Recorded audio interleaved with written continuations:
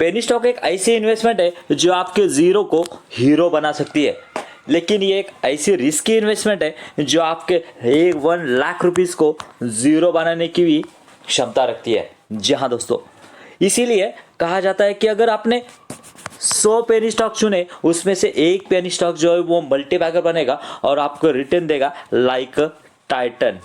जी हाँ दोस्तों, इसीलिए अगर आपने पेनी स्टॉक चुनते हो तो वो फंडामेंटली बहुत ही स्ट्रांग होने चाहिए, तभी उसमें इन्वेस्ट करिए, वरना उसमें इन्वेस्ट मत कीजिए। इसीलिए मैं आपके लिए लाया हूँ एक ऐसा पेनी स्टॉक जिसके फंडामेंटल्स बहुत ही स्ट्रांग है। और दूसरी बात, फिलहाल इसने एक कैपेक्स अनाउंस किया जिसकी वजह से इस स्टॉक में रैली बनी हुई है। तो देखते हो कौन सा वो स्टॉक, लेट्स गो। दोस्तों, ये वो पेनी स्टॉक जिसका नाम है मिष्ठान फूड्स लिमिटेड और जो फिलहाल ट्रेड कर रहा है 17 रुपीज़ पे।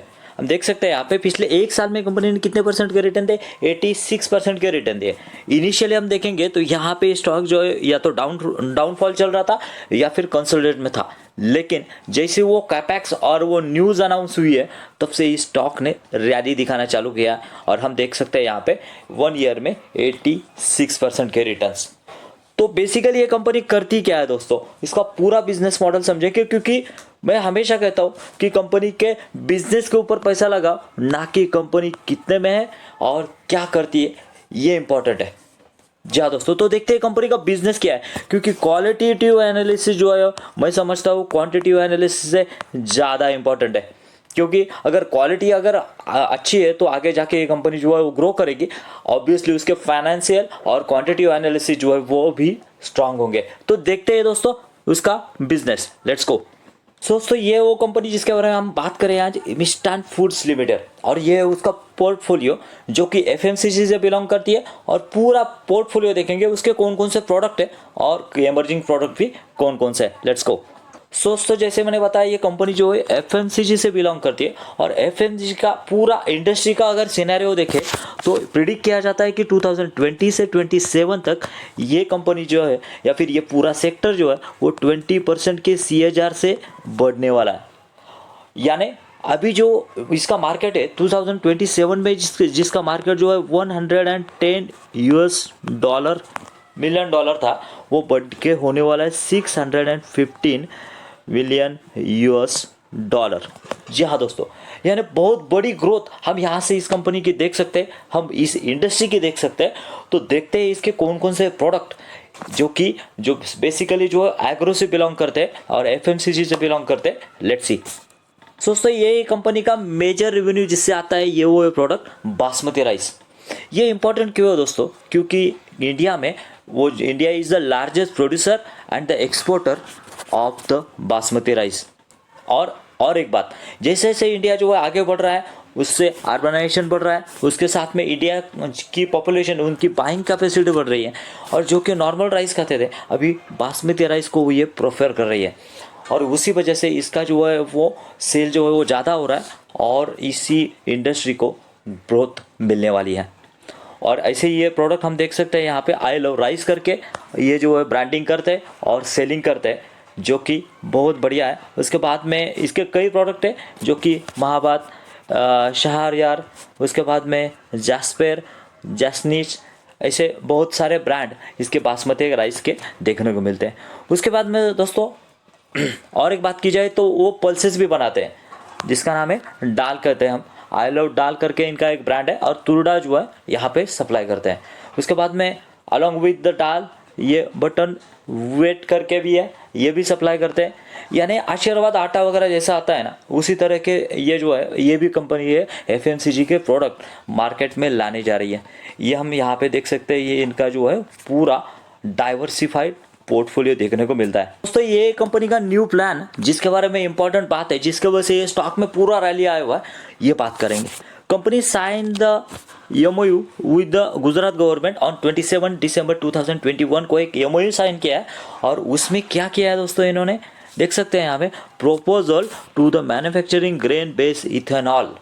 ग्रेन बेस्ड इथेनॉल का जो है वो प्रोडक्शन करने वाले गवर्नमेंट ऑफ गुजरात में, और यहाँ पे देख सकते हैं कितना इन्वेस्टमेंट है या फिर कैपेक्स है, 2250 करोड़ का कैपेक्स हमें यहाँ पे दिख रहा है। और उससे क्या होगा, उससे ये होगा दोस्तों, एक्सपेक्ट द जनरेट द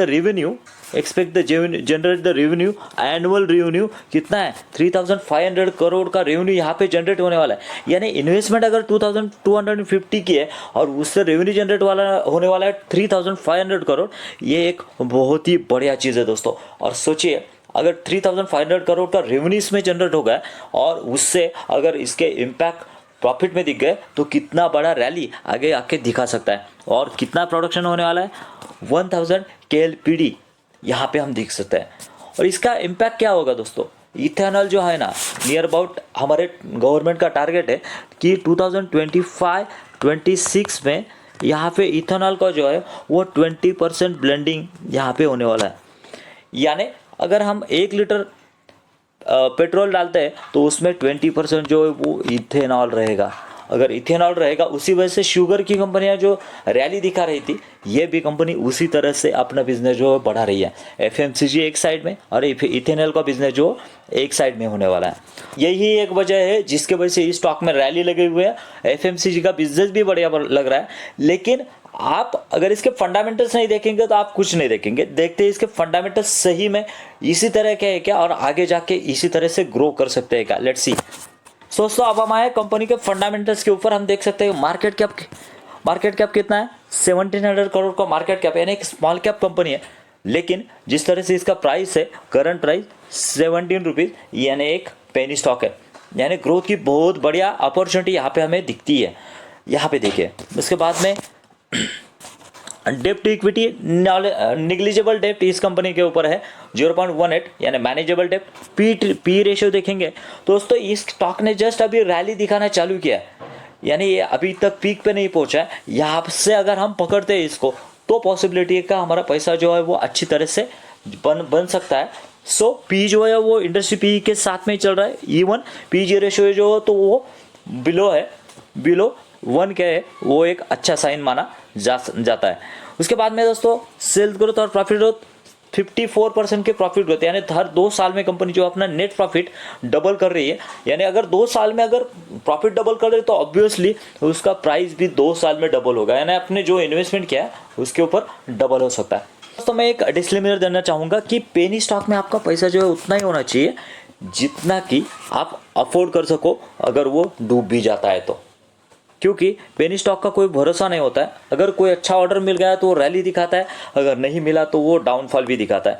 इसलिए अपने इन्वेस्टमेंट सोच कर कीजिए, ये कोई भी रिकमेंडेशन नहीं। और एक चीज़, आपको अगर सही में ये जो वीडियो इंफॉर्मेटिव लगा है और आपको लगता है कि ऐसे ही वीडियो से आपको हेल्प मिलने वाली है तो चैनल को सब्सक्राइब करना मत भूलिए। दोस्तों एक इंपॉर्टेंट पैरामीटर है उसका प्रोमोटर प्रॉफिट एंड लॉस। यहाँ पे प्रॉफिट एंड लॉस की वजह से देखेंगे आप कि कंपनी कंसिस्टेंटली प्रॉफिट बना रही है या फिर नहीं। Let's see. देखिए दोस्तों, इनिशियली तो कोई प्रॉफिट नहीं था, बाद में जो कंपनी ने प्रॉफिट चालू किया 1 करोड़, 2 करोड़, उसके बाद में 8 crore, and now company is on the 77 crore. यानी यहाँ पे अगर मार्च 2023 के बाद की जाए, बहुत ही फिनोमिनस परफॉर्मेंस दिखा है। और सेल्स में भी सेम सिचुएशन, ऐसा नहीं है कि अदर कहीं से पैसा है। यहाँ पे देख सकते हैं सेल्स में कितना है, 5 करोड़ से लेके कंपनी 650 करोड़ का रेवेन्यू जनरेट कर रही है। उसके साथ साथ कंपनी का ऑपरेटिंग प्रॉफिट जो है वो भी यहाँ पे बढ़े। ऑपरेटिंग प्रॉफिट इनिशियली कुछ भी नहीं थे, लेकिन अभी 13% के ऑपरेटिंग प्रॉफिट के साथ ये कंपनी चल रही है, यानी एक फिनोमिनस परफॉर्मेंस हमें यहाँ पे दिख रहा है। उसके बाद में बैलेंस शीट की बात की जाए तो बैलेंस शीट में देखिए इनिशियली कुछ भी रिजर्व नहीं थे, अभी कंपनी के पास 206% करोड़ के रिजर्व पड़े हुए हैं। उसके साथ में बोरिंग्स भी उतनी नहीं बढ़ी है जिस तरह से रिजर्व बढ़े। तो प्रोमोटर होल्डिंग की बात की जाए तो उसमें भी एक बहुत इंटरेस्टिंग चीज़ मुझे दिख रही है कि आप यहाँ पे देख सकते हैं इनिशियली तो प्रोमोटर के पास 40% स्टेक था, लेकिन धीरे धीरे 45, उसके बाद में 49, means near about 50% promoter holding जो है प्रोमोटर के पास है। सेकंड थिंग, एफआई जो है वो कोई भी ऐसा पैसा नहीं लगाते कि जो पेनी स्टॉक अच्छा नहीं करेगा, उनका रिसर्च रहता है, उनका स्टडी रहता है, उसके बाद में वो पैसा लगाते हैं। तो यहाँ पे देखिए दोस्तों, एफआईएस ने क्या इनिशियली कुछ भी इन्वेस्टमेंट नहीं था, जैसे जैसे कंपनी ने ये कैपेक्स डिक्लेयर किया और जैसे जैसे कंपनी अपना जो है वो परफॉर्मेंस दिखा रही है, 2.28% की जो है होल्डिंग इस कंपनी में एफआईएस की है। अगर एफआईएस इतने स्ट्रांगली बढ़ रहे हैं तो एक अच्छा साइन है कि ये कंपनी आगे जाके अच्छा करेगी। और एक चीज़, पब्लिक की होल्डिंग देखिए दोस्तों, यहाँ पे 61% के पब्लिक की होल्डिंग थी, जो कि गिर के हो चुकी है 48%। यानी वीक हैंड से जो शेयर होल्डिंग है वो स्ट्रांग हैंड में जा रही है।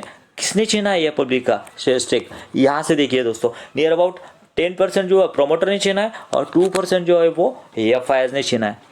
दोस्तों ये था पूरा detail analysis regarding the Mishtann Foods Limited के बारे में। आई होप आपको अच्छा लगा होगा, तो ज़रूर स्टडी कीजिए इसके बारे में, उसके बाद में अपनी राय बनाइए। फिर मिलेंगे इस वीडियो में। Thank you very much. जय हिंद।